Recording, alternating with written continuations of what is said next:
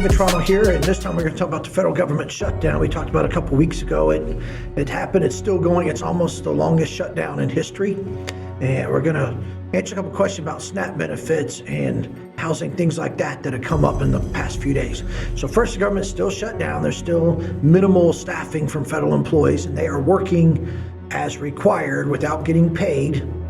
Most agencies do have a percentage of their staff still working, but a few agencies are completely closed down. Remember, I told you before, there was a law from, I think it was 2009, that says once the government reopens, all those federal workers get their back pay. And initially, Donald Trump said he's considering they may or may not get it, but he doesn't have a choice. He's quit saying that. They're going to get their back pay, which is good.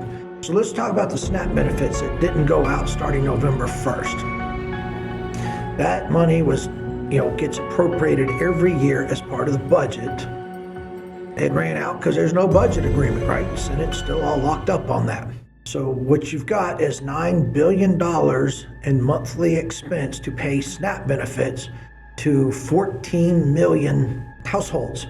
I believe it's somewhere near 40 million people, but households, it's 14 million houses that aren't getting it. And there was a lot of talk the last few days because there is a $6 billion emergency fund that the USDA has for food stamps when there's not enough money for it.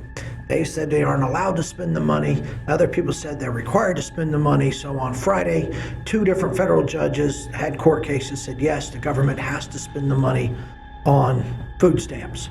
But that's $6 billion towards a $9 billion problem. So there's a third of the money that's not there. I don't know if they're going to get smaller checks or if some people just aren't going to get checks. I don't know how that part works because this is new territory. No one's done this. Now, Secretary of Treasury, Mr. Bissett, one of Trump's people, said today that they should start getting checks out by Wednesday. But they had also said a couple days ago that if they start sending payments, half would get payments by the middle of the month. Some would get some at the third week of the month. Remember, they're all from November 1st. Some may not get payments, or they'd get them by November 28th, which I believe is 2 days after Thanksgiving. So it may not be real timely, but that's what it looks like is going to happen if they agree with this judge's order and start issuing payments this week. So let me tell you, because there's these political arguments, philosophy, who's getting it? It's supposed to be assistance. It's not supposed to pay for you. These are lazy people. They should go to work.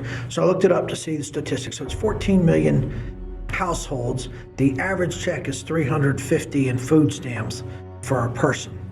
So looking up these people, exactly 1/3 are children under the age of 18.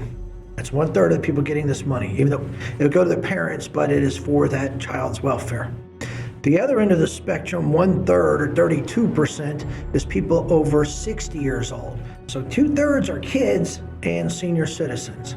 That last third is split almost evenly between disabled people who simply can't go to work, and the last 17% is adults without disabilities between the age of 18 and 60 who just don't make enough money. So when you think about who's affected, again, senior citizens and children is 2/3 of it. So that's something you've got to consider during all this debate. Now, I've also been asked, somebody asked, what about Section 8 housing? That's part of it. You're going to look, no, that is Housing Urban Development, HUD, different part of the government. It's got continuing money. There is nobody getting kicked out of their homes because of, or their Section 8 living arrangements because of the budget. That's just not even happening. It's all focused on the money on the food stamp program. So let's talk about what you can do. If you aren't getting the food stamp you need, or if you've got family, friends who need it. First, worry about the kids, right? Everybody worries about the kids. I don't care who you are, what's your family situation. Kids just a victim caught in the middle. Make sure your kids get to school on time and signed up for their free breakfast, free lunch programs. Some cities have their programs. There's lots of federal programs. I know it depends on where exactly you go to school, but you typically have to get there earlier, and you're qualified because you're signed up. You get free meals. Kid eating twice a day at school is a pretty good start, okay? So make sure that's all set up and people are doing that. Second, you're looking at $10 a day. That's $350 for an individual for a month. Is $10 a day. There are $10 expenses you can cut out of your life. You can, if you're so desperate, the arguments, I can't feed my kids, we're going to starve, we can't survive without this. Well, the stuff you can survive without, you can change, okay? There's some subscription services. There may be a cell phone, but what happens if you can't feed your kids for a month? Skip a bill, pay it later. downsize something. Don't order out, skip the DoorDash. All this, $10 a day is what you got to save to get your money back. So you can do that. If you buy a pack of cigarettes a day and spend $10 a day on cigarettes, that's you and your business. No one's judging you, but don't tell me that your kid cannot eat because you don't have $10 if you can sit there and smoke $10 or buy a $20 bottle of liquor. Okay, that's a problem. Also, you can find some temporary work. There are agencies. Suppose just while you got to wait 2 or 3 weeks for a check to get here, that you worked at a temp place. Work 50 hours the next couple of weeks, you'll make up for that $350 check you're missing.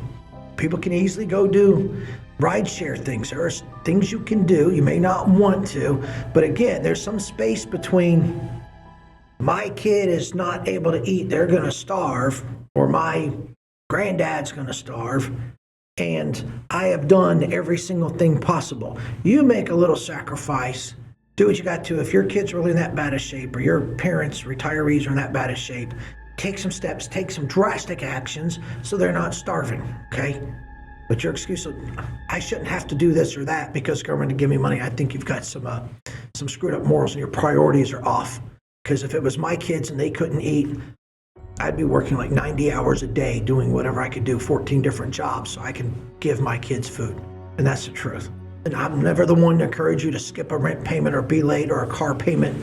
But you know what? If you've got a $460 car payment and your kids don't have money to eat, you can be late once. You can skip it once. It's not good. But again, we're talking about your kid not being able to eat.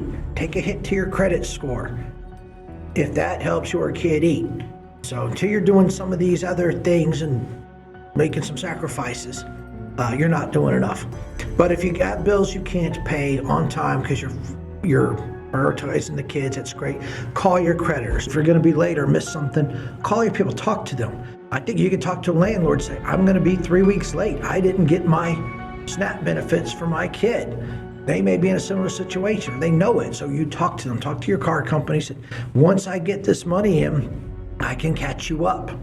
So that's real. You can't just sit there. And it is funny, these people that complain, they don't have no recourse. Your kids if you're spending time recording a video to post on social media saying how unfair this is and how are you supposed to live, turn off your damn phone and your camera, go do something. Take an action. Be proactive. Go find a job. Go work. Go volunteer. You know what?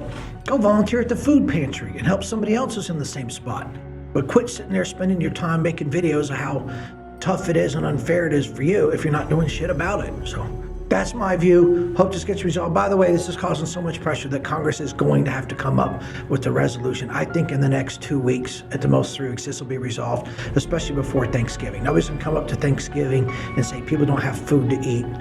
That's not going to happen for either party. So I am positive that this will be resolved a bit before Thanksgiving so people can get their checks. So thank you for watching. Leave me your comments and remember to subscribe and share.